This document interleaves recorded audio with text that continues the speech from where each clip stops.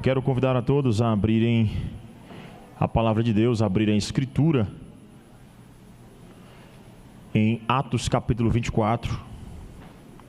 Hoje nós vamos estudar o capítulo 3 do livro Fé na Era do Ceticismo. Fé na Era do Ceticismo. Então nós vamos aprender um pouquinho sobre como defender a nossa fé nesse momento tão difícil, que existem tantos ceticismos, tanta descrença no Evangelho da Salvação.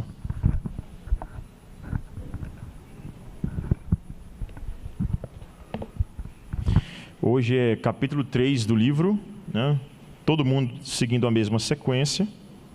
Nós estamos nos esforçando para isso, para que tenhamos essa sequência sendo levada em conta.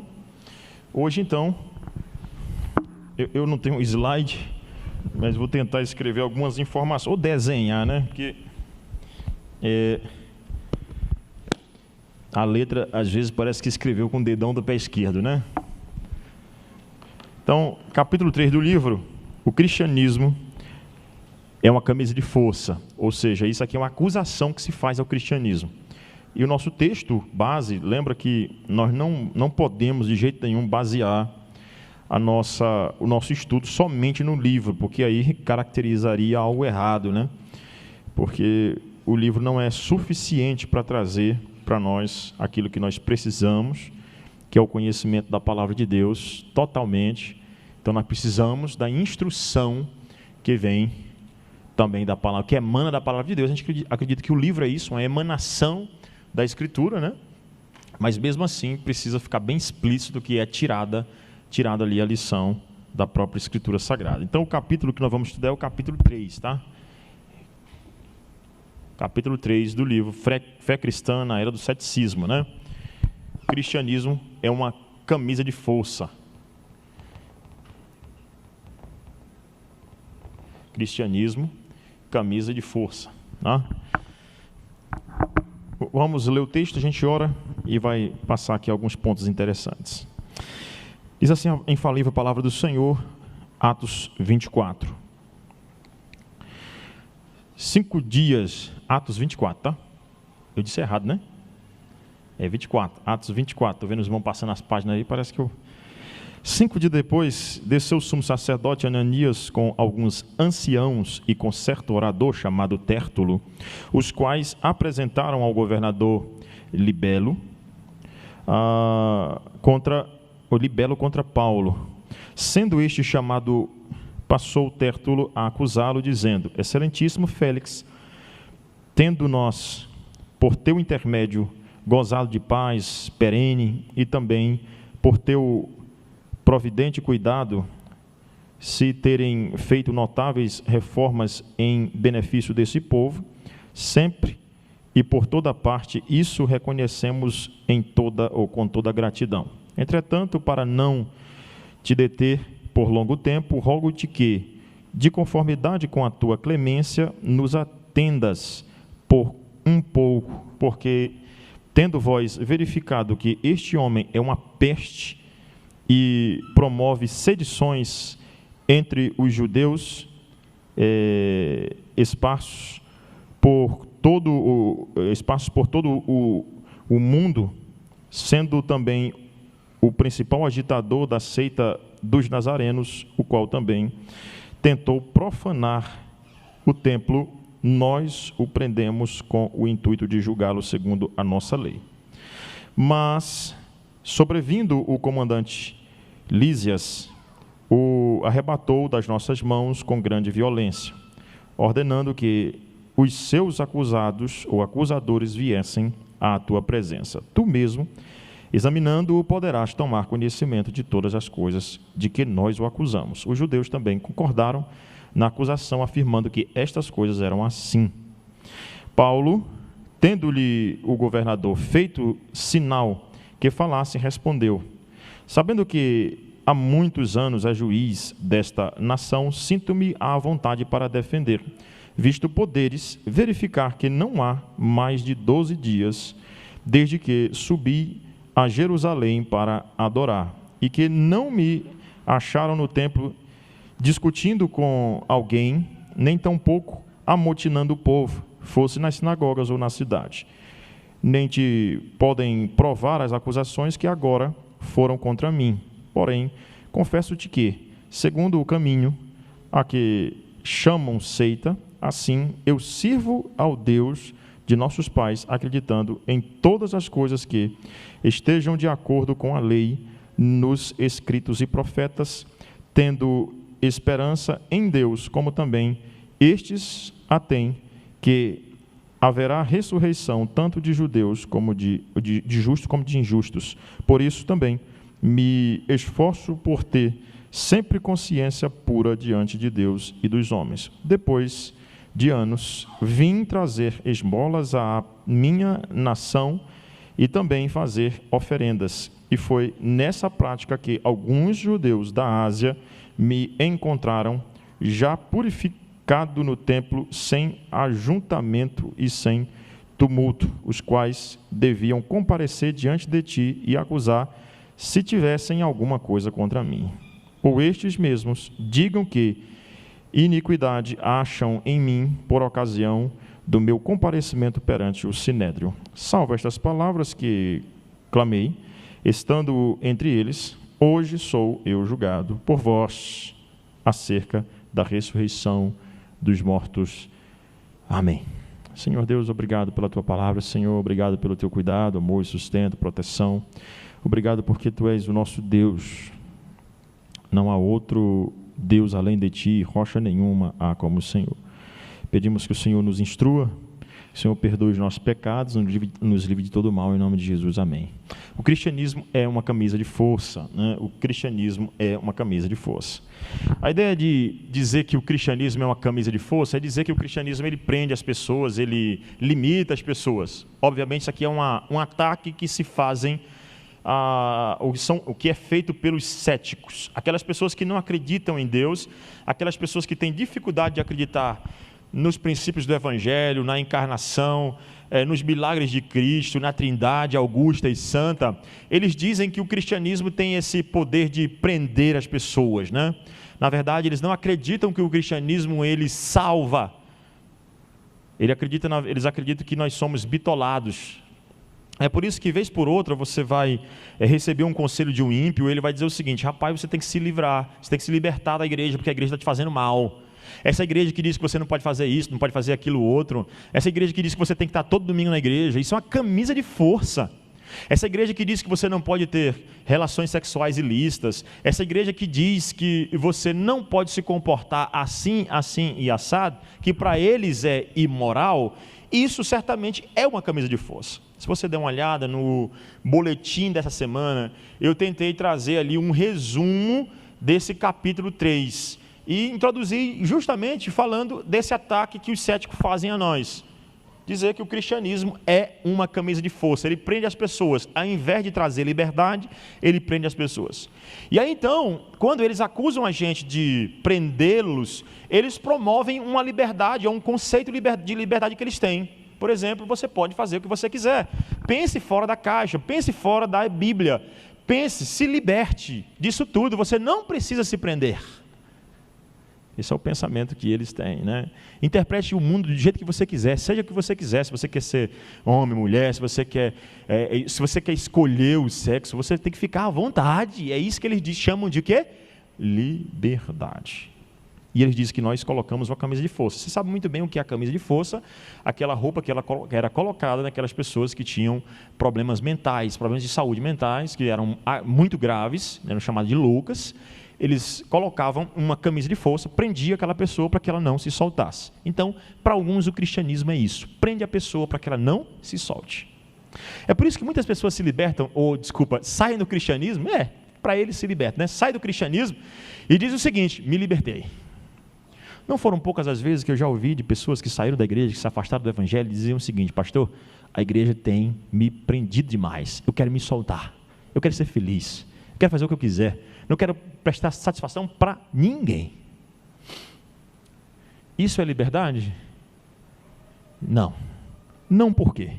Aí o autor do livro, aqui o Tim Keller, ele vai lá, como eu disse, né, em Manhattan, ele pegando pessoas de diversas crenças, que acusava o cristianismo de camisa de força, ele vai dizer, vou mostrar para vocês que não é bem assim. Assim como Paulo, diante de Félix, faz isso. Paulo vai dizer, eu vou te mostrar que as acusações são injustas para com o cristianismo, mas o que eu disse é bíblico e pronto, né? Então, assim, você vai perceber que Tim Keller, ele, naquela cidade de Nova York, misturada gente de todas as crenças, que acusava o cristianismo de prender, de querer ser a única verdade, ele começou a argumentar com os céticos, dizendo o seguinte, rapaz, preste atenção. A primeira argumentação dele, para mostrar que todo mundo, né, está em busca de algo parecido, é o ponto que ele fala, ou ele chama de verdade, né? Verdade. Ou a verdade, ela é necessária. O que é isso aqui, irmãos? Algumas pessoas dizem o seguinte, por que você diz que você é verdadeiro?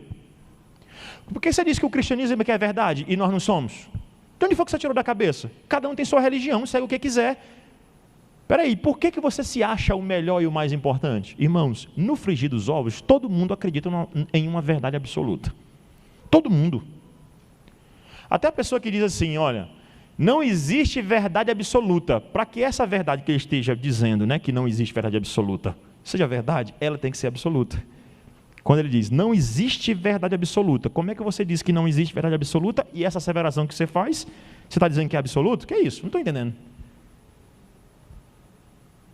A verdade é necessária. O primeiro ponto do Tim Keller é você trabalha com a verdade. E aí, irmãos, nesse ponto aqui, eu queria mostrar para vocês uma linha do tempo, né? Numa linha do tempo, em que nós dividimos a história do pensamento humano. A história do pensamento humano aqui. O que foi isso? Para você entender o que eu quero dizer e que argumentação. Irmão, não é um sermão, é um estudo bíblico, tá? Por isso, não é exposição como vai ser hoje à noite. À noite é o texto exposto. Hoje é um estudo. A gente pega o tema e trabalha à luz da palavra de Deus. Vai usar a escritura para provar isso aqui. Nós chamamos, na linha do pensamento, né, da história da humanidade, isso aqui de maneira geral, né? Daqui para cá, do ano 30 ao ano 500, mais ou menos, nós chamamos de período pré-moderno. Pré-moderno, né? De 500 a 800, nós chamamos de período moderno. Né? E um pouquinho depois, ali mais ou menos 1945, nós chamamos de pós-moderno. Né? Então, período pré-moderno, moderno e pós-moderno. Por que eu estou dizendo isso? Porque no período pré-moderno, aqui, no pré-moderno, no pré-moderno, esse período que mais interessa a gente estudar aqui, nós acreditamos que existia um conceito de verdade absoluta, tanto no cristianismo quanto no paganismo. Como é que a gente prova isso? Por exemplo, o que era o paganismo no período pré-moderno? Era a filosofia platônica. Você sabe que a filosofia platônica, ela dominou o mundo em boa parte da história da humanidade. Tanto antes de Cristo, né, e no período de Cristo, na famosa Antiguidade Clássica, quanto um pouquinho depois, né, ou um bom tempo depois, no que é chamado de período pré-moderno. Então, o paganismo acreditava que existia uma verdade absoluta, só que eles não chamavam de Deus, eles chamavam de quem? De quê? Né? No platonismo eles chamavam de quê? De uno, sumo bem, mundo das ideias. Vocês já ouviram falar, né? Isso aqui. Quem já ouviu falar da caverna de Platão, por exemplo? Já ouviu falar da caverna de Platão? Já ouviu falar, né? Sabe o que é? Sabe escrever a caverna de Platão? Mais ou menos. Eu vou explicar aqui. Fazer um resumo, um sumo do supra-sumo do que foi a caverna de Platão, para você entender que existia dentro do paganismo um conceito de verdade absoluta. Entendeu? Por exemplo, para o platonismo, existem duas realidades. A realidade material, palpável, tocável, tangível, que eu vejo, que eu pego, que eu sinto. E que o que é palpável, tocável, tangível é apenas uma sombra da realidade. Porque no mundo das ideias eu tenho o real conhecimento das coisas. Então tudo que tem material aqui, ele é apenas uma sombra da realidade final das coisas. Aí a caverna por quê? Porque nesse mundo nós estamos dentro da caverna. Nós enxergamos apenas uma sombra, como se as pessoas estivessem caminhando lá em cima de uma caverna, né? Eu sou péssimo de desenho, né? Mas é como se fosse uma caverna aqui, né? tivessem pessoas aqui em cima e pessoas aqui dentro. As pessoas daqui de dentro da caverna enxergam apenas uma sombra da realidade. Estão entendendo? Sim ou não? É necessário você entender isso, para entender a argumentação deles. É apenas uma sombra da realidade. Então, o que eu vejo, eu não consigo enxergar o real conhecimento das coisas. Eu não tenho um real conhecimento das coisas, eu tenho apenas um conhecimento limitado. Agora, quando eu enxergo o mundo das ideias, a realidade espiritual, porque para Platão tudo que é material é limitado e é pecaminoso e é errado. Não é pecaminoso, né? É falho, é maculado. E tudo que é espiritual é bom. Porque lá no início existiam dois deuses, o Deus do mundo espiritual e o Deus do mundo material. E houve um acidente, o espiritual ficou dentro do material, preso, e ele não vê a hora de se ficar liberto do material, que seria o seu corpo, né? Mas então, tudo aqui é limitado. Mas ele cria uma verdade absoluta, que estava onde? No mundo das ideias, lá em cima, no uno, no sumo bem, né? Numa realidade suprema, que ela é única. Veja que isso parece até com o cristianismo também. Por quê? O cristianismo acredita em uma verdade absoluta? Sim. Acredita que nesse mundo você tem apenas uma parte do conhecimento e quando chegar a segunda vinda de Cristo você vai conhecer as coisas de maneira muito mais plena? Sim ou não? Sim. Então, no período pré-moderno, todo mundo acreditava que existia uma verdade absoluta. Todo mundo acreditava. Tem uma verdade. Só que para a filosofia platônica, a verdade era o mundo das ideias, o sumo bem, o uno. Para o cristianismo, essa verdade é Deus, é a sua palavra, verdade absoluta. Esse mundo palpável, tocável, tangível, também é de Deus. O platonismo fazia esse dualismo, nós não fazemos. O corpo e a alma foi Deus que criou, a matéria e o espiritual. Por ele foram criadas todas as coisas, nos céus e sobre a terra, as visíveis e as invisíveis, sejam tronos, soberanias, principados e potestades. Tudo foi criado por meio dele e para ele. Então, biblicamente, tudo foi criado por Deus. Mas eu quero mostrar que todo mundo acreditava em uma verdade absoluta. Só que chegou o período moderno, 1500, Renascimento, o humanismo. O que o humanismo pregava? O humanismo ele desembocou aqui no famoso iluminismo. Ó. Iluminismo. O que foi o humanismo? O humanismo foi a tentativa de definir a verdade não pelo mundo das ideias, nem pela Bíblia, mas pelo quê? A intelectualidade humana, a capacidade humana de determinar a verdade. Entenderam? A capacidade humana de dizer o que é verdade e o que é mentira, o que é certo e o que é errado. Entenderam? Então o homem, na sua inteligência, né, vai dizer o que é verdade. Então o iluminismo, aqui ó, 1750, século XVIII, o iluminismo, né, foram movimentos principalmente fortes na França, na Inglaterra e na Alemanha. Eles pregavam que a verdade é definida não pelo sumo bem, não pelo mundo das ideias, nem pela revelação, pela Bíblia, porque a Igreja Católica tinha falhado demais aqui dentro. Não dava para acreditar nela, não dava para acreditar na filosofia platônica, não dava para acreditar na filosofia aristotélica, tinha que acreditar em outra coisa. Acreditar em quê? Na intelectualidade humana, na capacidade da mente de definir a verdade. Eu defino a verdade, eu digo o que é certo e o que é errado, mas com base na razão, na intelectualidade, na ciência. Foi por isso que o cientificismo cresceu demais. De 1500 até 1800, nós tivemos um boom da ciência, né? Um desenvolvimento da racionalidade. Aí o racionalismo, René Descartes, né? Que vai Immanuel Kant. São homens que vão pregar a intelectualidade como a capacidade de levar o homem para um conhecimento superior. Deu certo? Não. Não deu. Por quê? Porque a intelectualidade humana, a capacidade do homem de definir as coisas pela razão, levou ele à Primeira e Segunda Guerra Mundial, né? Vou botar logo o final da Segunda Guerra Mundial, 1945, né? Século XX. O que nós temos nessa linha do tempo, né? O período pós-moderno. Aqui, no período pré-moderno, quem define a verdade? No paganismo, o mundo das ideias. No cristianismo, Deus. Mas o povo estava decepcionado com Deus, aqui, por causa da igreja. O que eles fizeram? Investiram na ciência, né? E a ciência cresceu. determinada verdade. Mas quando chegou na Segunda Guerra Mundial, a ciência foi jogada por água abaixo. Por quê? Porque a capacidade humana de fazer as coisas fez com que ele fizesse bomba de Hiroshima e Nagasaki, e isso decepcionou a humanidade muito com a ciência, o cientificismo, e eles começaram a pregar um novo tipo de filosofia. Qual é a filosofia da pós-modernidade? Olha, aqui a verdade está no mundo das ideias ou em Deus. Aqui está na razão. E agora? Depois, está onde? Qual é a filosofia da pós-modernidade? Nosso momento, o que nós vivemos no período chamado pós-moderno. O que é isso? Qual é? Alguém sabe dizer? Não? No período pós-moderno é o relativismo. Relativismo. Eu decido a verdade, você decide a sua, cada um tem a sua, ninguém mexe com ninguém. Não é verdade? E a tal ponto que um dos livros que mais vendeu é um livro chamado Aprenda a Viver com a Verdade dos Outros. Cada um tem sua verdade, meu amigo, respeite a minha. É isso que é chamado erroneamente de democracia. Não, isso não é democracia.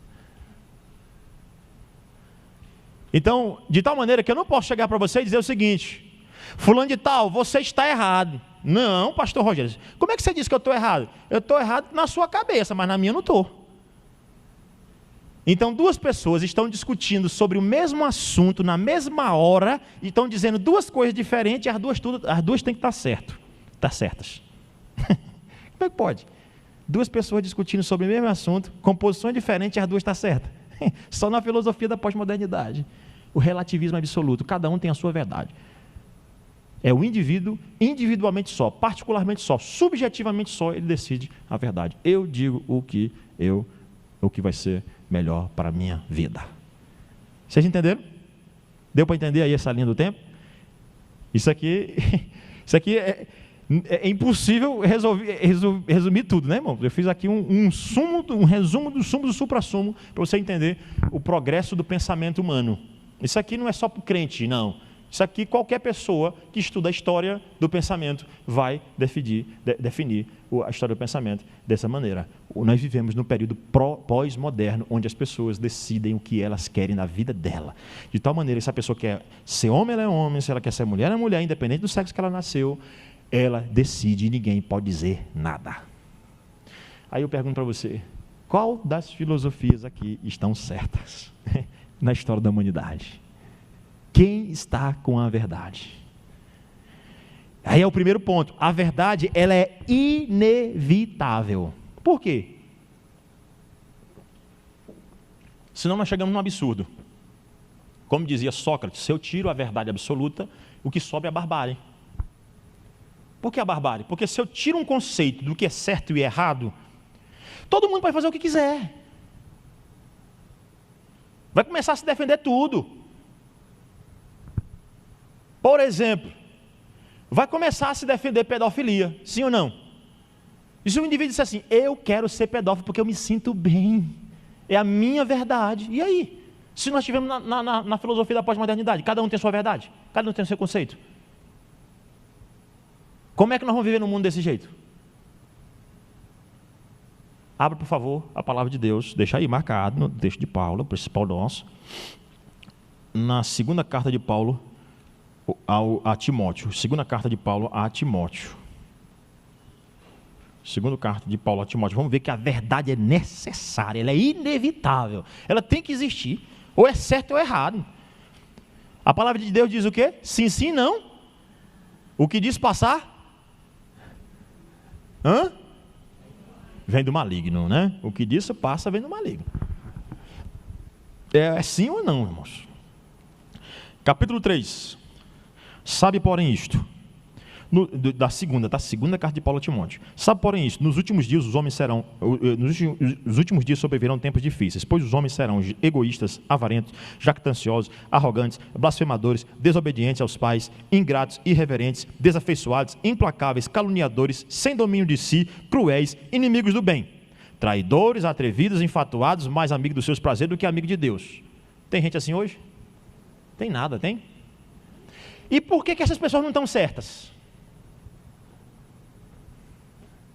Com que base você diz que essas pessoas estão erradas? E quem disse que a Bíblia é verdade?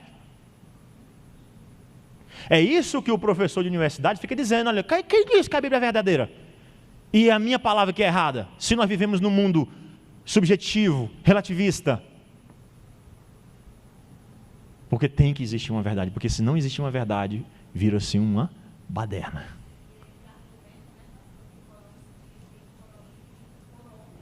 Isso. Mas aí Paulo vai dizer que toda a escritura é inspirada por Deus. Aí, ainda nesse texto, versículo 17, 3:17. Toda a escritura é inspirada por Deus, útil para o ensino, para a correção, para a repreensão, para a educação na justiça. Irmãos, o que nós temos aqui? Nós temos a Bíblia se apresentando como o quê? Como uma verdade o quê? Absoluta. Então a verdade é o quê? Inevitável. Ou você acredita numa verdade absoluta, ou então você defende o quê? A barbárie. Ou você diz, pastor, eu não posso dizer que a pessoa está errada porque ela teve uma decisão sexual assim, assim, assado. Você não pode desrespeitar as pessoas, você não pode maltratar as pessoas, você não pode xingar ninguém, mas você tem que dizer que ela está errada quando ela estiver errada. É o que acontece, por exemplo, quando um pai vê o filho errando, ele diz o seguinte, não vou dizer que ele está errado, né? Tá, João Mateus, bonitinho, mas pecador. Seus filhos são pecadores, bonitinhos também. Porque existe um certo e um errado. Não existe aquele negócio da roda universitária, porque a roda universitária você está lá a roda, o professor diz o seguinte, nem sempre é assim, tá, meu irmão? Mas de maneira geral, às vezes a gente vê. Um diz o seguinte, minha opinião é essa, professor. Aí ele diz, tá bom. E agora o outro, é essa daqui, tá bom, você está certo também. O outro, minha opinião é essa. Diz contrário é o outro, você está certo também. Aí o outro levanta a mão e diz, e a minha é contra desse daqui. Pô, tá bom, você está certo também. Como? Está todo mundo certo? Então o cristianismo é isso, ele vai defender que a verdade é o quê? Inevitável. Existe o certo e o errado, o céu e o inferno. Não, eu não posso dizer o seguinte, cada um que levanta a mão aqui, você está certo, tá, irmão? Você está certo também, você está certo. Se você estiver certo, está certo. Agora se você estiver errado, eu disse, irmão, te amo em nome de Jesus, mas tu está errado. Não é? Em amor, não é isso? Em amor, não é dizer assim, rapaz, mas como é que tu é burro? Não. Essa não é a maneira de tratar. O cristão, ele é pacificador. Então Tim Keller plantou uma igreja desse jeito, porque ele chegava para a pessoa e dizia o seguinte, olha, deixa eu te mostrar como é um absurdo você dizer que não existe verdade absoluta. Deixa eu te mostrar como é um absurdo. Se você diz que não há certo e errado, até essa tua afirmação aí que tu está dizendo, tem que ser verdade absoluta. Porque senão cai por terra o teu argumento. Mas ele defende que não há verdade absoluta. Vivemos perdidos. Não sei de onde vem, nem para onde vou, qual é o propósito da vida. Mas tem. Agora, qual é a verdade absoluta para nós? Qual é a verdade absoluta para nós? A lei do Senhor é perfeita e restaura a alma. O testemunho do Senhor é fiel e da sabedoria é simples. A verdade de Deus é a palavra revelada, a revelação especial de Deus para nós. Entenderam, irmãos? A verdade é o que, primeiramente? Inevitável. Por quê? Porque mais cedo ou mais tarde, você, ou o descrente, ou o cético, o ateu, cada um vai defender um conceito de verdade absoluta. O nosso é a Bíblia. E para nós a Bíblia nunca realmente falhou. O que Deus disse já falhou? E a ciência já falhou? Ela já disse alguma coisa que depois ela teve que se desfazer? Disseram que tinha 9 planetas, agora não tem mais? Está difícil de acreditar na ciência desse jeito, não está? A pandemia. Perfeito. Exato, não dá para confiar perfeitamente, irmã Rosa. Bom exemplo. Quando eu era criança, eu já disse para vocês, né? O óleo fazia muito bem para a saúde, diz que o óleo era o melhor, o óleo de cozinha, né? Era a melhor coisa que vinha para fazer bem para o coração. Eu me lembro dessa propaganda quando eu era criança, ia fazer bem para o coração. Agora diz que é o maior veneno que existe. A gordura de porco, que quando eu era criança era um veneno, agora é a saúde do povo, meu amigo. Todo mundo só tem lá a sua latinha de gordura, lá de porco, a banha de porco guardadinha, né? Que essa daqui é que faz bem para a saúde. E tem um azeite de oliva que diz que faz bem, mas eu vou devagar, porque vai que muda de ideia, né? Tem que ir devagar, diga, irmã. O microfone está aí, né? Vai falar, irmã. Pode.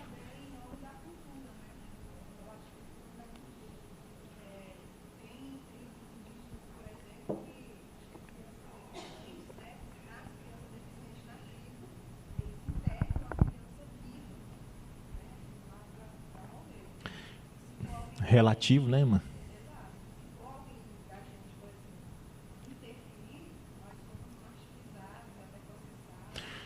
Isso seria o etnocentrismo, né?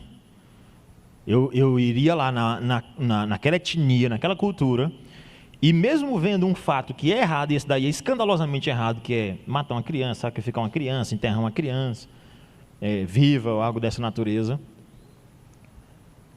não pode interferir não, porque aí é a cultura deles, ninguém mexe na cultura. Irmãos, existem aspectos da cultura que são pecaminosos e a gente tem que interferir.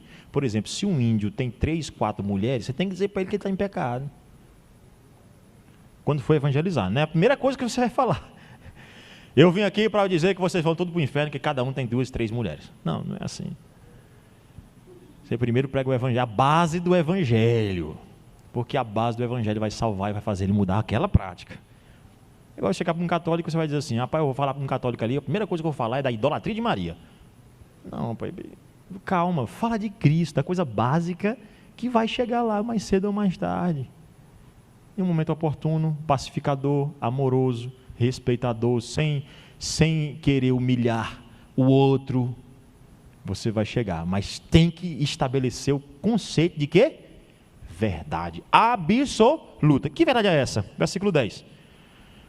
De 2 Timóteo 3. Tu, porém, tens seguido de perto, né, o meu ensino, o ensino de Paulo. Versículo 14. Tu, porém, permanece naquilo que aprendestes e de que foste inteirado, sabendo de quem aprendeste, e desde a infância sabe as sagradas letras que podem tornar-te sábio para a salvação pela fé em Cristo Jesus. Toda a escritura é inspirada por Deus. Então, ou seja, a verdade absoluta de Paulo é a Bíblia.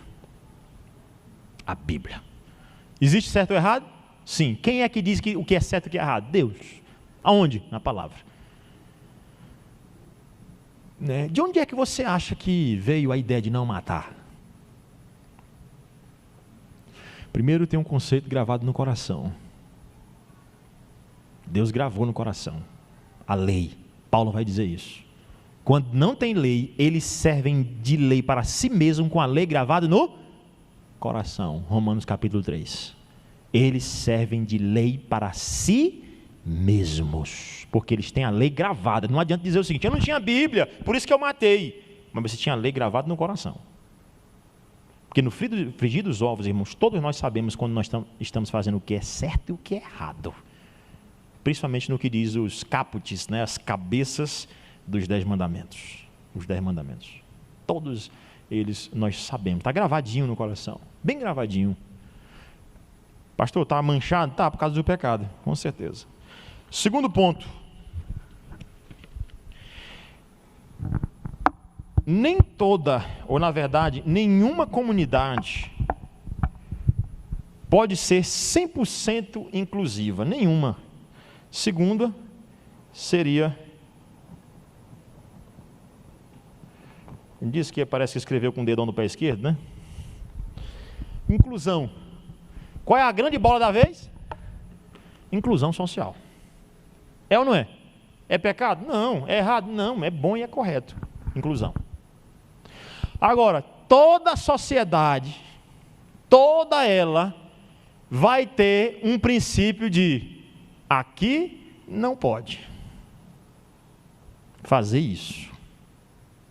Você quer entrar aqui? Aqui não pode. Por exemplo, qualquer empresa vai ter ou não as suas normas?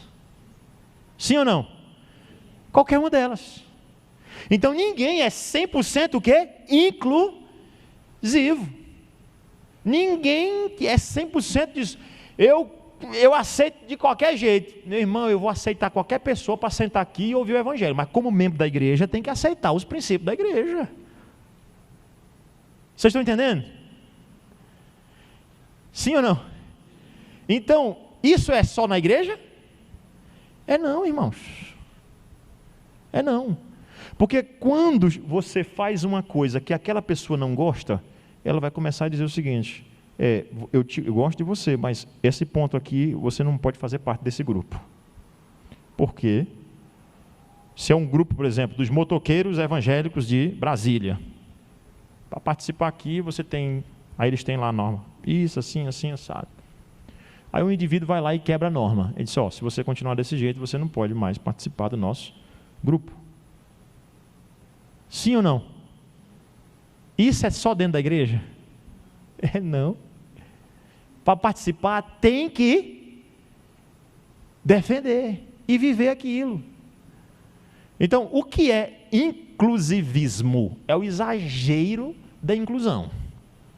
Tudo bem, eu sou a favor da inclusão social. Não somos a favor, por exemplo, de segregação racial. Por exemplo, nessa igreja, ficam sentados os brancos de um lado e os negros do outro? É assim? De jeito nenhum nós defendemos isso? De jeito nenhum, irmãos. Não vamos mesmo defender, porque isso é pecado. E isso aconteceu nos Estados Unidos. Algumas igrejas eram assim.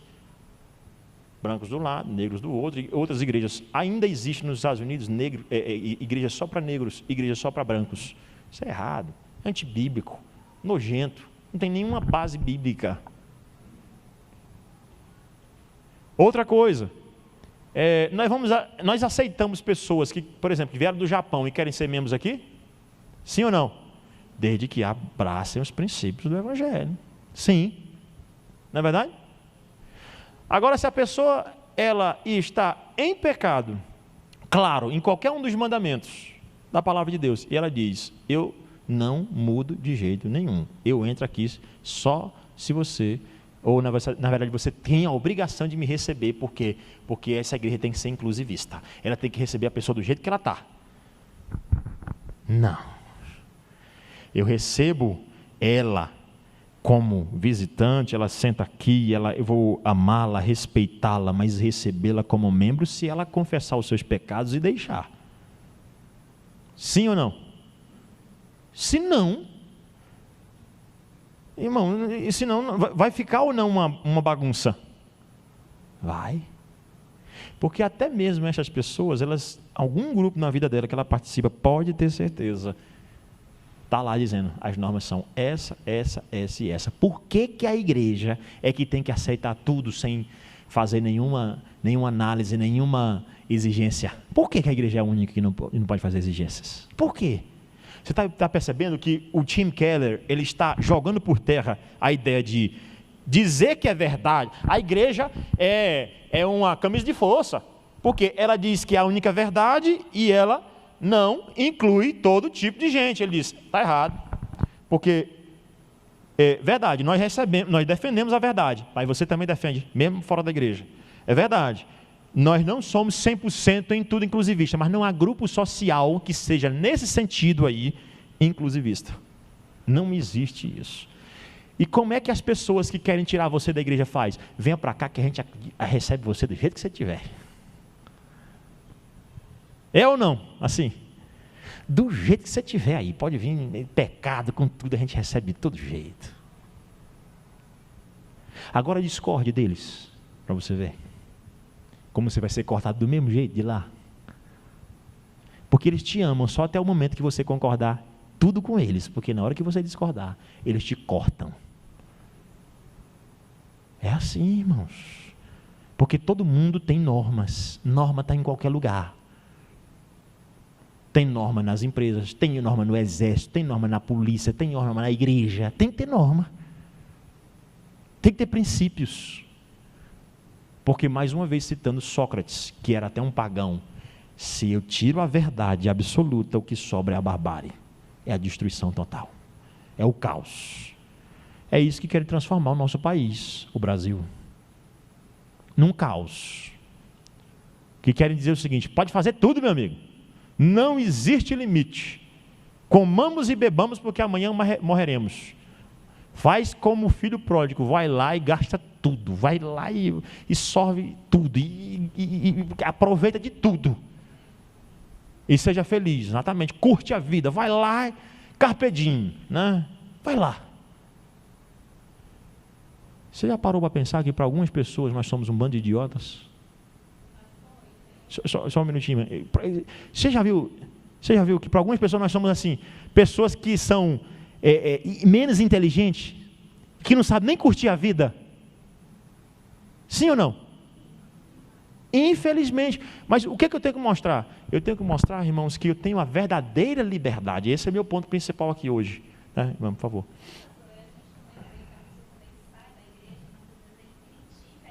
Uhum.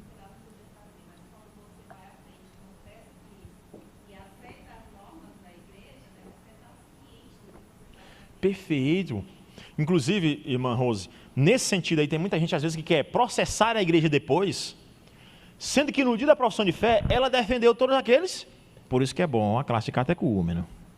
Por isso que é bom, pastor, por que a igreja presbiteriana não batiza logo na hora que chega? Porque primeiro eu vou ensinar para ela poder saber onde é que ela está pisando.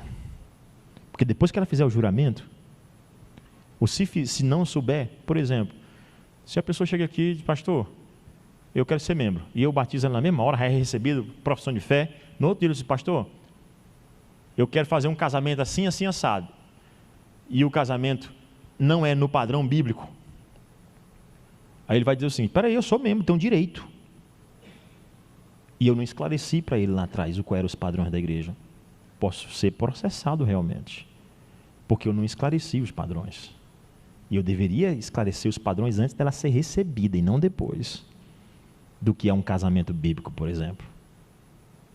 Ela vai dizer, agora faça o meu casamento. Bora, faz meu casamento, porque eu sou membro, tenho direitos. Por isso que na profissão de fé a gente tem que dizer tudo no estudo. E outra, tem que jurar diante de Deus. Porque a pessoa pode até acusar depois o pastor, mas jurou diante de Deus, vai sofrer as penas do eterno. Diga, irmã. E as testemunhas, que são a igreja no dia. Diga, irmã.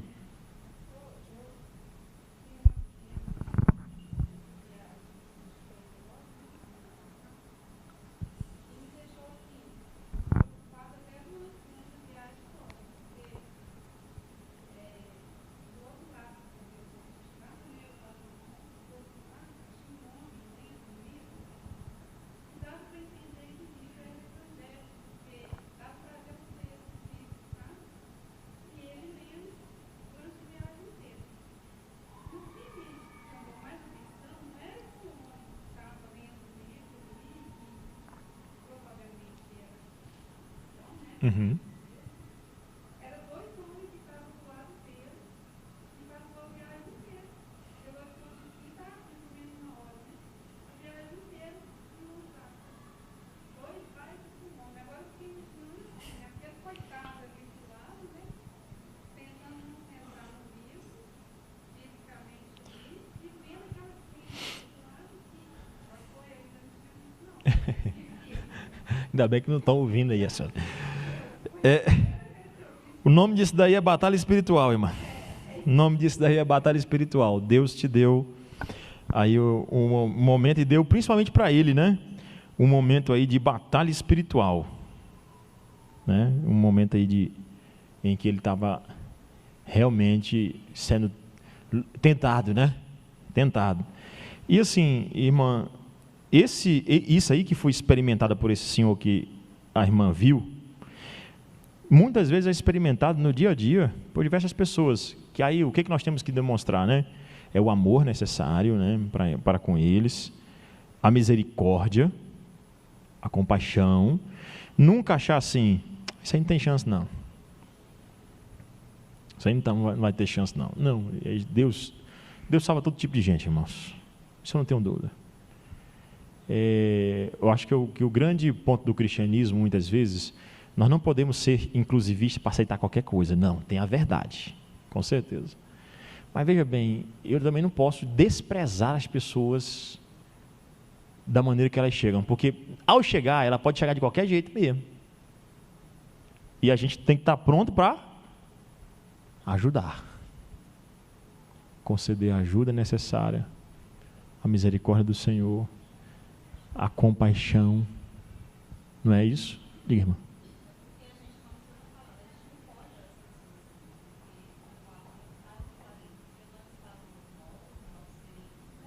Uhum. E Deus transformou, né, irmã? Com certeza. O que Deus fez em nós é um padrão para Ele fazer em qualquer pessoa, né? Vamos lá, irmãos. Vamos continuar. Então, existe alguma comunidade 100% inclusivista? Existe não. Mas terceiro, o cristianismo não é culturalmente rígido. Vamos lá. O cristianismo não é... Aí agora ele vai falar de rígido. O cristianismo não é culturalmente rígido. Por exemplo, algum outro ataque que é feito ao cristianismo, que ele é uma camisa de força, é que ele não se amolda em nenhum aspecto à cultura. Espera aí, sim, existe aspecto da cultura que não são pecado. Não é verdade? Existe muita coisa da cultura que é pecado, mas tem coisa que não é. Por exemplo, quando você vai pregar no estado do Rio Grande do Sul, né? Por exemplo, você tem que levar em conta algum aspecto cultural deles? Sim, você faz um estudo da cultura deles antes. Eles gostam lá do famoso chimarrão, né? Eles gostam lá do churrasco. Saber disso tudo é importante. Você não pode chegar lá e assim...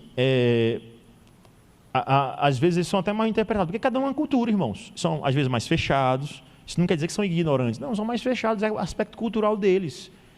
E a gente tem que respeitar isso? Com toda certeza, tem que respeitar.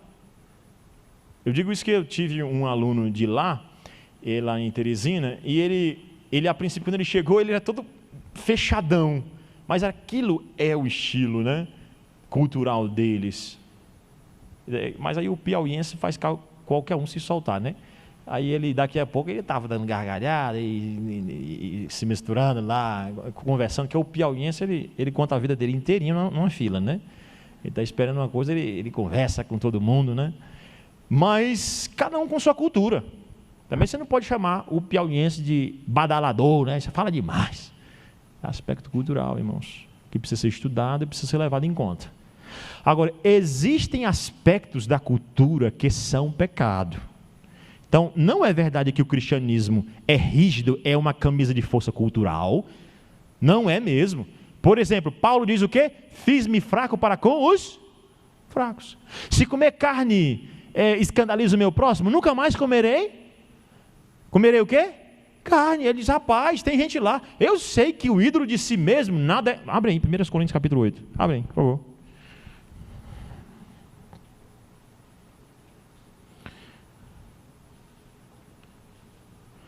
1 Coríntios, capítulo de número 8. Vamos ver se o cristianismo é rígido desse jeito, né? Que não faz nenhuma flexibilidade, né? Não pode negociar a verdade, isso aí não.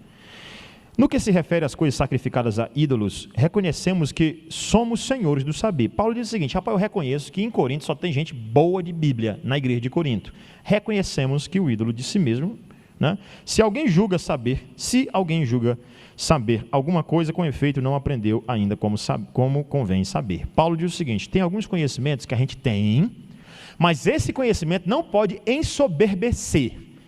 Então, se alguém julga ter conhecimento, não aprendeu ainda como convém saber. Você sabe como convém saber? É importante saber como convém saber. E como é que convém saber? É saber com humildade, é saber até ser flexível em algumas situações, seja cultural, religiosa. Eu tenho que ser flexível em algumas situações. Nunca vou negociar a verdade, nunca, mas posso flexionar algumas coisas aqui, posso flexibilizar algumas coisas aqui para que eu ganhe o evangelho, né? Ou ganhe a pessoa no evangelho. Olha o que ele diz aqui. Ele diz que, olha, vocês em Corinto sabem que o ídolo de si mesmo nada é no mundo, versículo de número 3. Mas se alguém ama a Deus, esse é conhecido por ele, ou seja, saber como convém saber no lugar de se ensoberbecer, amar. O conhecimento deve fazer você amar a pessoa e ter misericórdia para com ela. Versículo 4. No tocante à comida sacrificada a ídolos, porque Paulo chegou em Corinto e tinha gente lá que fazia lá o assado de panela, que era para Iemanjá, um exemplo. Aí eu vou dizer, o crente pode comer um assado de panela que é para Iemanjá? Agora o bicho pegou, né? Será que não? Pois o Paulo está dizendo assim, não tem problema nenhum. Desde que isso não seja ao lado de uma pessoa que ainda é o quê? Fraca na fé e não entenda.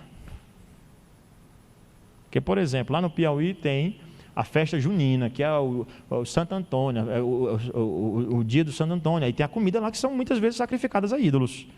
Aí você pergunta, pastor Rogério, o senhor come um arrumadinho, que arrumadinho do Piauí, a Marisabel, a paçoca e o creme de galinha, uma coisa fantástica, você não sabe o que é isso. Os meninos e irmãos foram lá em casa e comeram, pirão, né?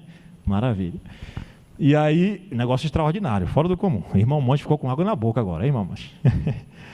Aí, então, só um minutinho, irmãos, deixa eu só finalizar aqui. Ele diz, olha, nós sabemos que o ídolo de si mesmo nada é no mundo. Agora, veja bem, só um minutinho, irmã Geni. Ele diz, olha, no tocante à comida sacrificada a ídolos, sabemos que o ídolo de si mesmo nada é no mundo e que não há senão um Deus. Meu amigo, eu sei que não existe nem ídolo, assim, para mim só existe o Deus vivo verdadeiro. Eu sei disso. Agora, veja comigo o versículo de número 5. Porque ainda que há também alguns que se chamem deuses, quer no céu ou sobre a terra, como muitos deuses e muitos senhores, todavia, para nós só há um Deus e Pai, de quem são todas as coisas e para quem existimos. E um só Deus, ele está se repetindo aqui, Deuteronômio 6, ou 4, né? Ouve Israel, o Senhor, nosso Deus, é o único Senhor. Só tem um Deus. Ora, se só tem um Deus, meu amigo, não existe aí outro Deus, não existe esse negócio de a comida vai fazer mal, porque era de ídolos e tal. Olha o que ele vai dizer. Versículo de número 7. Entretanto, todavia, não há esse conhecimento em todos, porque alguns, por efeito da familiaridade, até agora, com o ídolo, ainda comem dessas coisas a ele sacrificadas, e a consciência deles, por ser fraca, vem o quê? A contaminar-se. Então Paulo não está dizendo que o problema é comer. O problema é que tem um irmão ali que até hoje que pensa que quando eu estou comendo eu estou sacrificando para o ídolo. Então se eu tenho um irmão mais fraco, meu amigo, eu não vou comer por causa disso. Olha o que ele vai argumentar. Eu não vou comer por causa disso. Olha, não é a comida, versículo 8, vamos todo mundo junto, olha. Não é a comida que nos recomendará a Deus, pois nada perderemos se não comermos, e nada ganharemos se... Entenderam? Ficou claro? O problema é comer? Não é por causa disso que agora você vai para um restaurante onde é dedicada comida a ídolos, que você vai dizer, o pastor disse que não tem problema, então eu vou comer até... Não é isso que eu estou dizendo. Eu estou dizendo que o crente não precisa se furtar, mesmo que ele saiba que ali tenha sido uma comida sacrificada. Ele orou, abençoou, meu amigo. Só existe um Deus vivo verdadeiro. Deus vai abençoar a comida. Entenderam? Sim ou não? É pesado, mas é bíblico, né? E aí, ele está dizendo, olha, eu vou comer. Agora, qual é a única coisa que vai me impedir de comer? Olha, veja, ele diz, vede, porém, que esta vossa liberdade, versículo 9, não venha, porque eu tenho liberdade para comer, não venha de algum modo a ser tropeço para quem? Para os fracos, porque se alguém te vir a ti, que és dotado de saber, à mesa e templo de ídolos, não será a consciência do que é fraco induzida a participar das comidas sacrificadas a ídolos? Está entendendo? Ele é fraco, ele não entendeu. Você vai comer sem sacrificar, mas ele não. Ele é neófito, chegou agora na igreja, ele não está entendendo. Então, por causa dele, eu não como. Versículo de número 11. E assim, por causa do teu saber, perece o irmão fraco pelo qual Cristo morreu. Perceba o tamanho do pecado. Cristo morreu por ele. Se você fizer ele cair, Deus vai pegar você. Pode ter certeza. E aí o versículo de número 12. Versículo 13. Vamos todo mundo junto encerrar o argumento de Paulo? E por isso... Se a comida serve de escândalo para o meu irmão, nunca mais comerei carne, porque para que não venha a escandalizar. Está claro, irmãos, o texto? Então, nós somos inflexíveis? Nós somos rígidos assim que não consegue flexibilizar nada? Não, peraí, somos, nós reflexos. Inclusive, eu podia até comer essa merenda, mas não vou comer por amor à consciência do próximo. Diga, irmã, desculpa aí, porque eu tinha que fechar o raciocínio.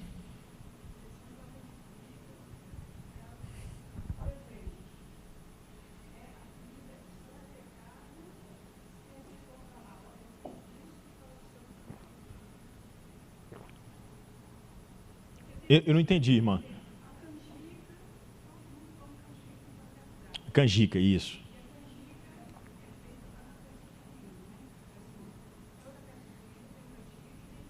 Isso, pipoca, canjica, né? Canjica de vocês aqui seria o mingau de milho, para nós lá, né?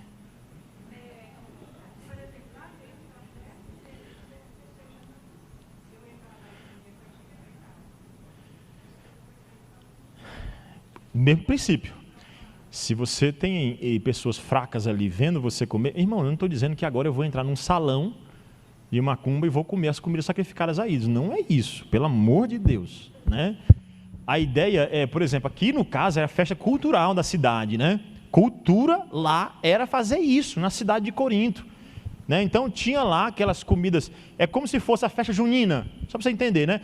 Como se fosse uma festa junina que estava lá, ó, o pessoal, o banquetezão da festa junina, todo mundo se encontra, porque o que a gente vai fazer no salão de macumba? Então, peraí, não é assim também.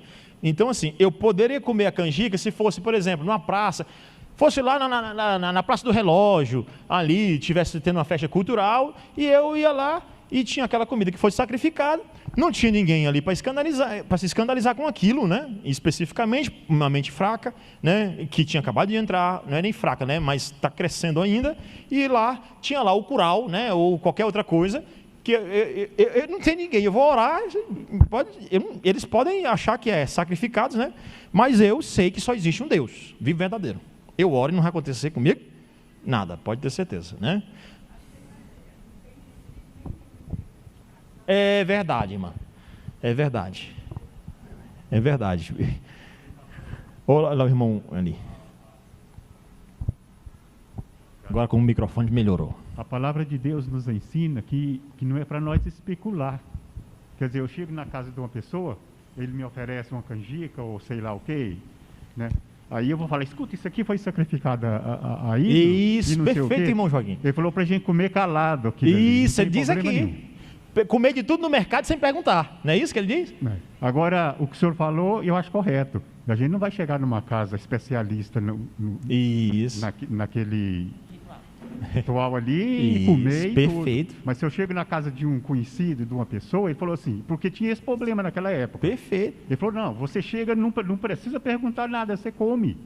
Entende? Está certíssimo, irmão. Paulo vai dizer isso, né? Comer de tudo que há no mercado sem perguntar, meu amigo. Aí se a pessoa te diz, aí é glória, você não vai comer justamente porque você está sabendo e vai trazer escândalo. Estão entendendo, irmãos? Sim ou não? Mas voltemos aqui ao ponto principal, que é nós, a irmã Ana ia falar lá. É verdade, Ana Paula.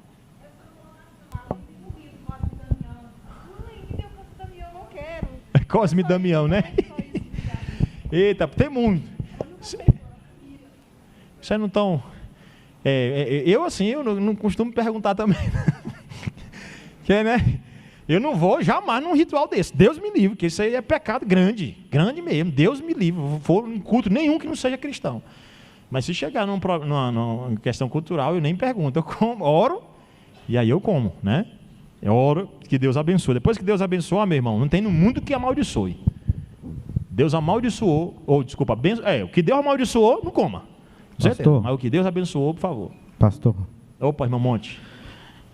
Houve uma situação no trabalho que nós fomos, através da forma legal, né, fazer o policiamento de uma festividade católica. Uhum.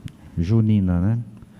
Então, na minha situação, eu não comeria, né?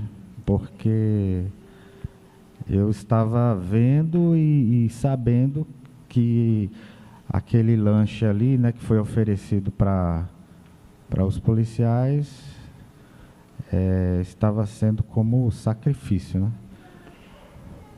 O irmão não comeria por conta do escândalo, né, que isso poderia gerar, né? Né? Exatamente. E se você tivesse realmente num ritual lá, que era um culto e tal, com certeza você não poderia participar.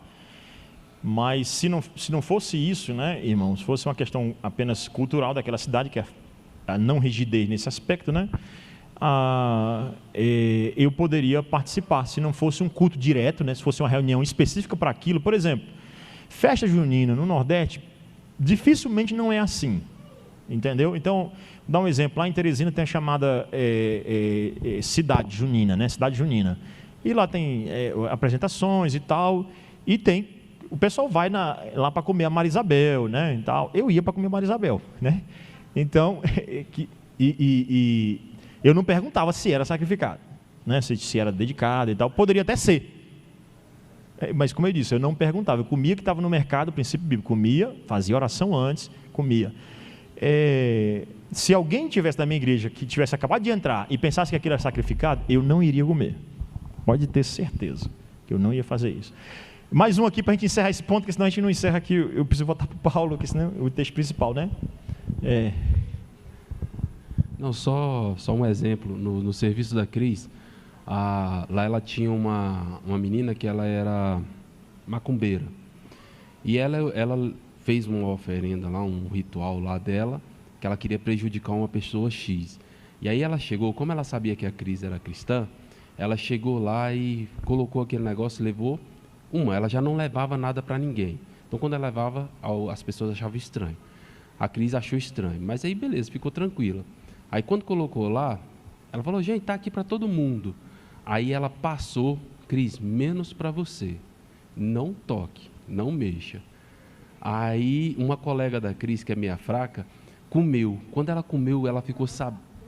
Ela não sabia. Ela foi lá e comeu. Depois ela ficou sabendo que aquilo era uma macumba para uma pessoa X.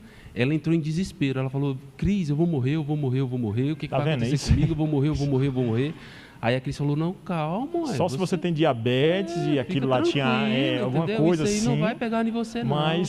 Mas tentou tranquilizá-la de toda forma, entendeu? Exatamente.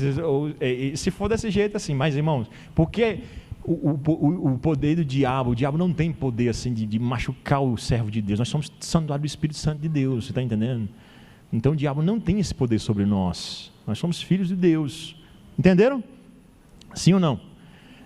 Então assim, nós não somos tão rígidos assim. Também não somos tão flexíveis assim. Por exemplo, se uma irmã vai para uma tribo indígena, ela precisa ficar pelada junto com as índias para poder pregar o evangelho? Não. Ela pode botar a roupa, mas com a roupa por baixo. Porque ela já aprendeu que não pode andar naquele jeito. Então, a não rigidez, a gente tem que tomar cuidado. Eu não vou andar lá, eu vou evangelizar, andar nu. Isso é terrível, né, irmãos? Isso é, além de tudo, um pecado. Porque você está conhecendo a verdade e está dizendo, não, é porque eu não sou tão rígido assim. Espera aí. Não, e também não somos flexíveis a esse ponto, tá bom? E por último, o autor aqui, para a gente fechar o capítulo 3, para não dizer que a gente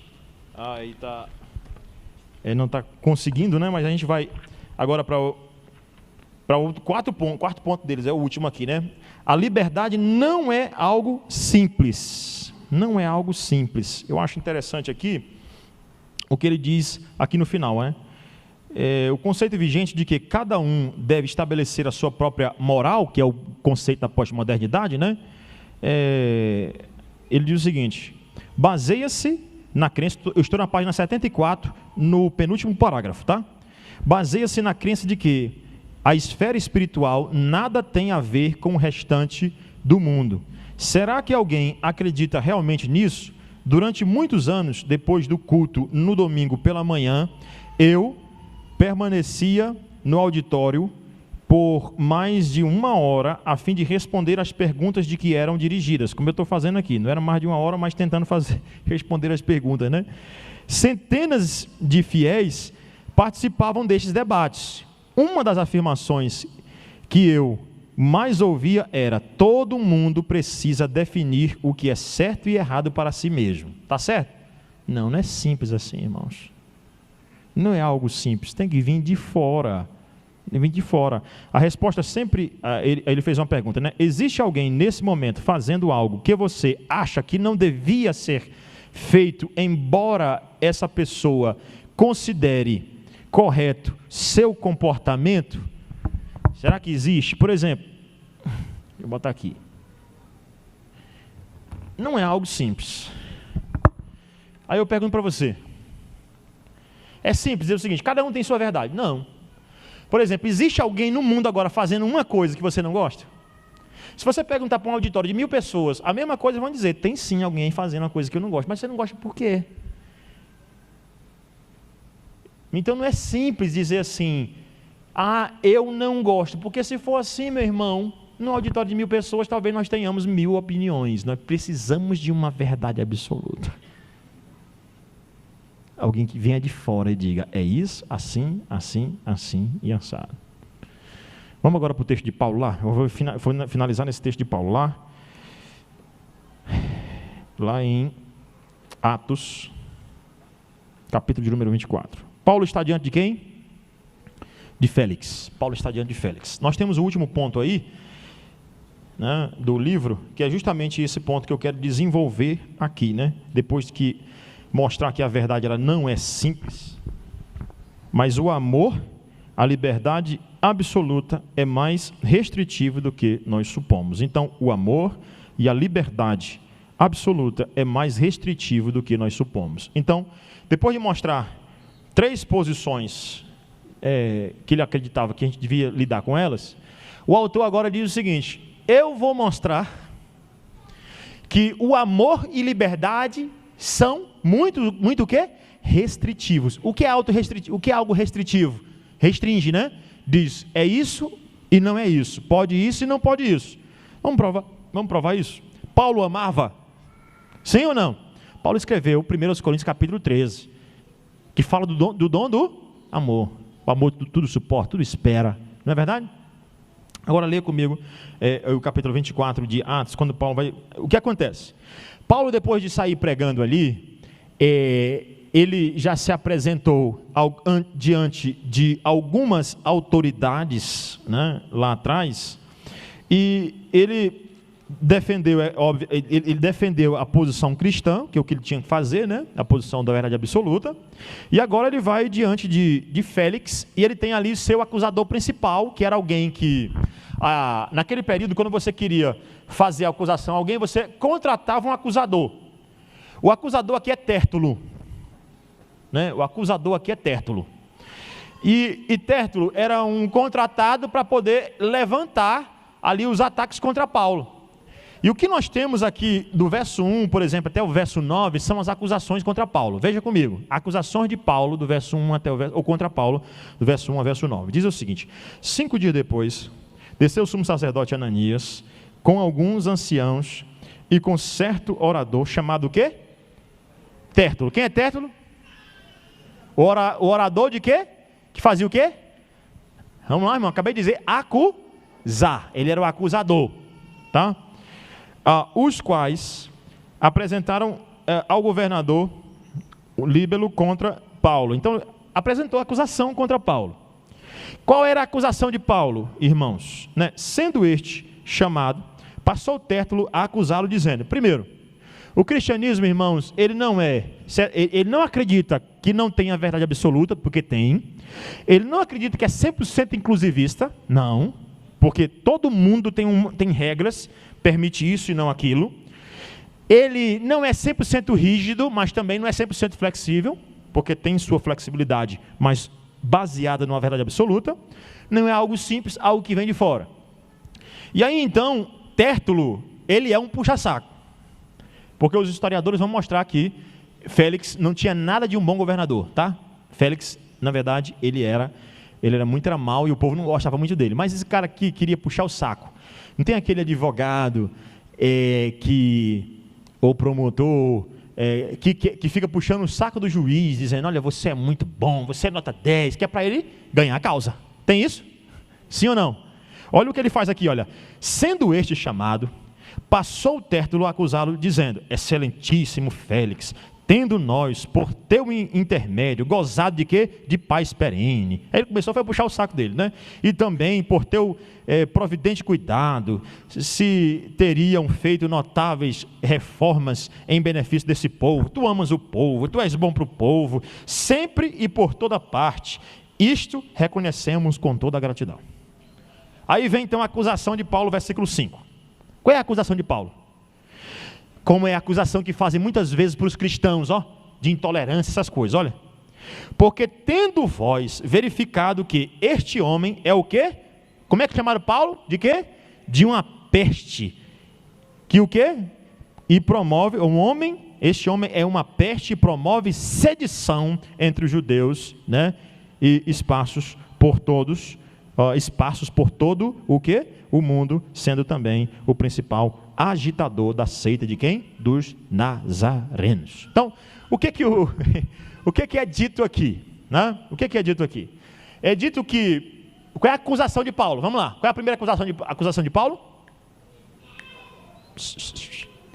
Qual é a acusação de Paulo? Lê o texto e responde, sempre a saída é essa. Qual é a acusação contra Paulo? Rapaz, disseram que... Isso. E disseram que Paulo era uma praga, uma peste. Ele é um vírus, ele é Covid-19, quase dizia assim. Ele era um vírus que fica aí propagando o erro. Ora, irmãos, não é isso que acusa os cristãos de ser? Muitas vezes, porque a gente sai batendo de porta em porta, sai pregando o evangelho, quando sai, né? Porque às vezes negligencia esse mandato de Deus. Mas não chama de quê? De peste, de praga. Rapaz, lá vem aquela praga ruim que vem pregando. Não é isso? Sim ou não? É acusação. Só um minutinho aqui, está acabando aqui. Aí ele diz, olha, ele diz assim, versículo de número 5, né? Ele diz o seguinte, e todo mundo sendo também principal o quê? Agitador da seita dos nazarenos. Lembra que Jesus é de Nazaré, né? Aí começa a dizer o seguinte, ele é daquele grupo dos nazarenos, daquele tal de Jesus de Nazaré. Outra acusação de Paulo. Versículo 6. O qual também tentou o quê? Profanar o templo. Terceira acusação de Paulo. Profanar o templo. Nós o prendemos com o intuito de julgá-lo, sendo a nossa, ou segundo a nossa lei, mas sobrevindo o comandante Lísias, né, lá atrás, o arrebatou das nossas mãos com grave violência. Mentira dele, né? Não, obviamente. Ordenando que seus acusadores viessem à tua presença. Você pode examinar que você vai ver que é verdade. E ainda é mentiroso ainda esse ponto, vai dizer, se você examinar, você vai perceber que é verdade. Os judeus, versículo 9, os judeus também concordaram na acusação, afirmando que essas coisas eram assim. Então, irmãos, existem acusações injustas ao cristianismo. Vocês são um bando de quê?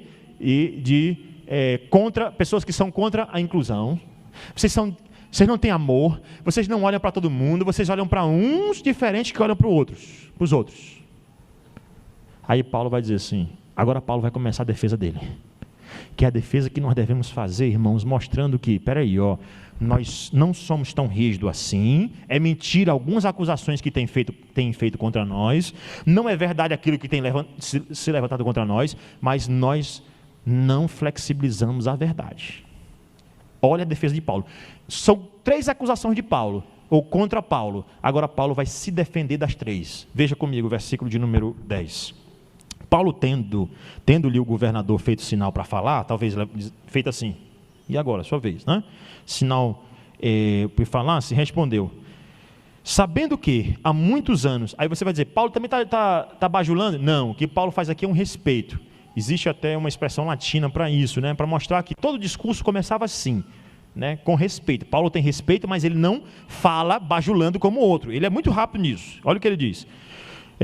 Que há muitos anos é juiz dessa nação, sinto-me à vontade para me defender, visto poderes verificar que não há mais de 12 dias que subi a Jerusalém para adorar. Ele disse, rapaz, é simples, minha defesa.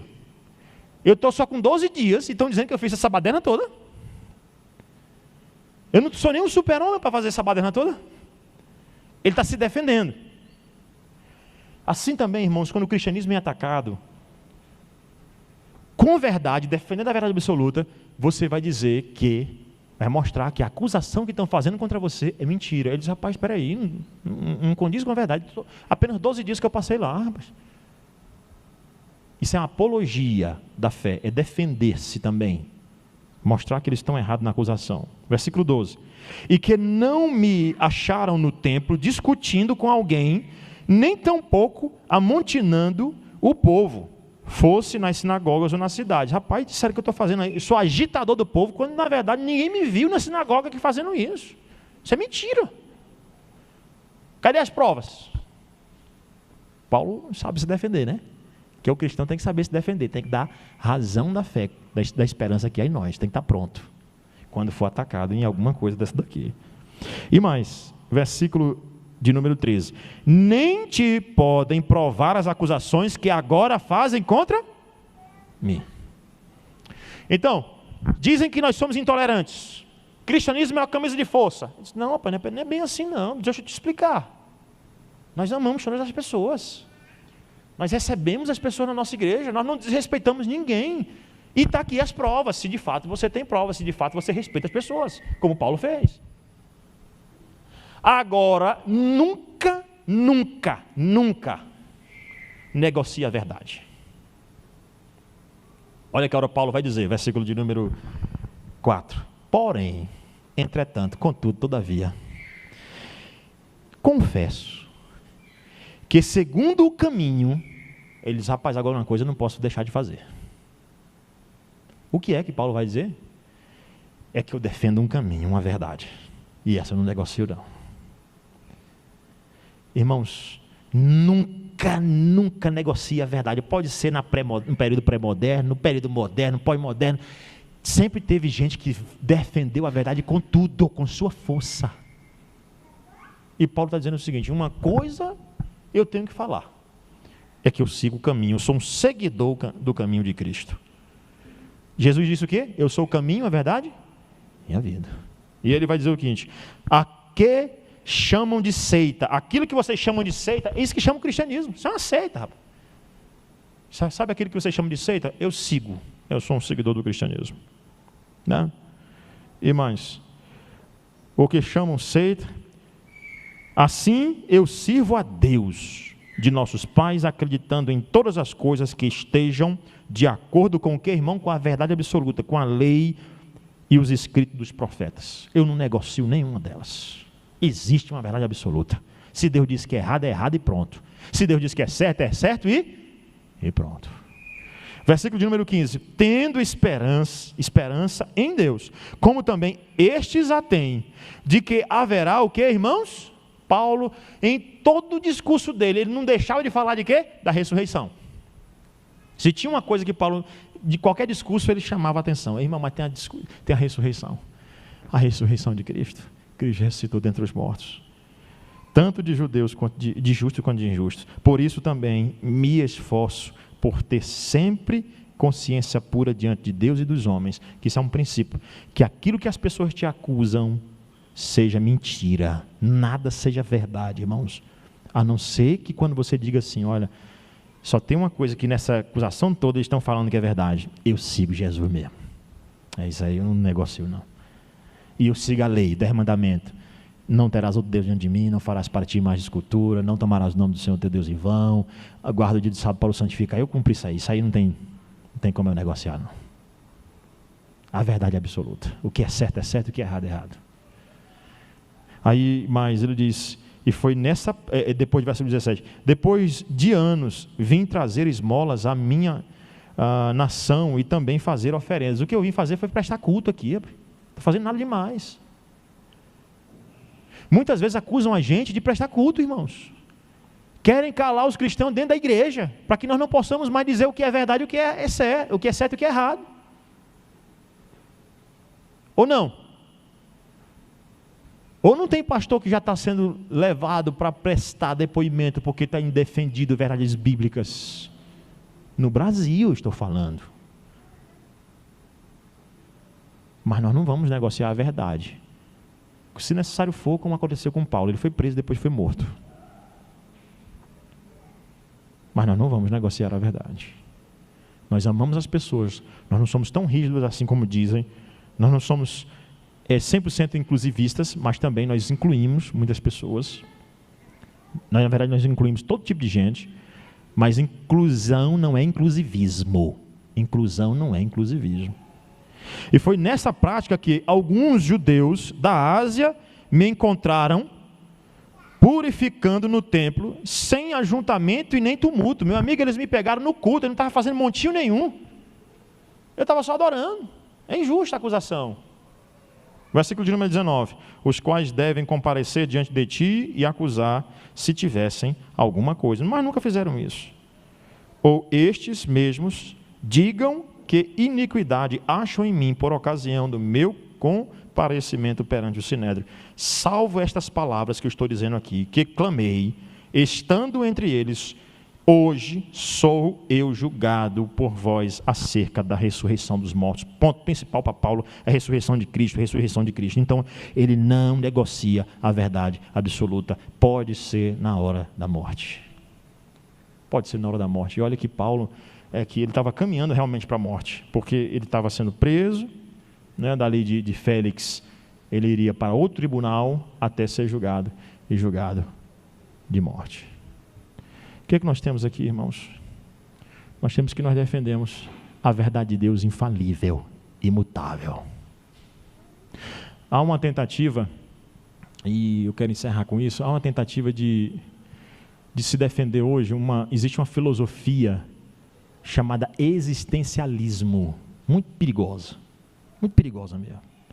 Ela está presente em diversos momentos ou movimentos da sociedade, diversos deles. Existem políticos que defendem o existencialismo, às vezes não sabem nem o que é, mas defendem. Existencialismo, irmãos, é uma... Você já deve ter assistido o filme O Show de Truman, né? Show de Truman, com o Jim Carrey, né? O filme é mais ou menos assim, eu vou dar logo spoiler, até porque a gente já trabalhou ele aqui, né? O filme é um indivíduo toda hora num cenário, ele não sabe que está no cenário, ele foi criado no cenário. Ele foi criado dentro do cenário, ele pensava que estava numa cidade, mas ele não estava numa cidade, ele estava dentro de um cenário. E todo mundo estava lá controlando a vida dele, ele não podia viajar, desde criança ele nunca viajou, nunca saiu daquele lugar. Ele sempre teve uma visão, entre aspas, bitolada da coisa. Sempre teve uma visão bitolada, entre aspas, da coisa. Até que no final do filme, o spoiler principal é esse, ele consegue sair do cenário. Ele tinha que decidir entre viver dentro do cenário, porque ele descobriu aquilo, ou ir embora, porque ele descobriu uma porta lá no final. E aí, o que ele faz é dar um tchauzinho para todo mundo, um alô, porque agora ele sabe que está gravado, desde criança foi uma gravação, e ele cai fora, ele sai da caixa. Cristianismo é uma camisa de força. É exatamente aquilo que é dito lá no filme, né? Que para alguns é o cristianismo. O cristianismo seria a camisa de força. Prende você, se liberta, sai da caixa, sai do cenário. Faz o que você quiser, decida. Dá um tchauzinho para todo mundo e vai embora. E viva a sua vida, custa, carpe diem. Faça o que você quiser. Irmãos, os filmes, todos eles têm uma filosofia por trás. Todos eles têm uma cosmovisão. E às vezes a gente assiste e acha bonito. E eu não estou dizendo para não assistir, assista, tira boas lições para vocês, porque o existencialismo diz o quê? Quem decide o real significado da vida é você. Quem dá sentido para a vida é você. Você decide, você vai dizer o que é certo e o que é errado. Se desprenda, faça o que você quiser. Quando a Bíblia vai dizer, siga a palavra de Deus, tu, porém, permanece naquilo que aprendeste. Toda a Escritura é inspirada por Deus, permanece na palavra de Deus. Existe um conceito de verdade absoluta. O Brasil está pregando o existencialismo. Faça o que você quiser. Isso em escolas, universidades, se você não tomar cuidado, isso vai destruir a sua casa, a sua família. O existencialismo. Depois você procura em casa. Nessa semana eu vou tentar, para abrir a mente, e vou tentar colocar 2 vídeos para você assistir sobre o existencialismo. Alguém que saiu do existencialismo, eu estava assistindo essa semana, e achei lá, todo mundo vai poder assistir, né, achei lá ele inclusive com uma legenda, está em inglês, mas está com uma legenda, né, David Paulison, que é alguém muito bom na área do aconselhamento bíblico, que ele vai falando que ele foi liberto do existencialismo. É uns 5 minutos um vídeo, você assiste ele. E o outro é falando sobre o que é o existencialismo. Na próxima aula, capítulo 4, eu vou fazer elucidação a partir... Você vai abstrair a mente, olhar para o que está lá, e domingo a gente discute sobre esse assunto aqui, tá bom? Vamos fazer uma oração? Pedir a Deus que nos abençoe.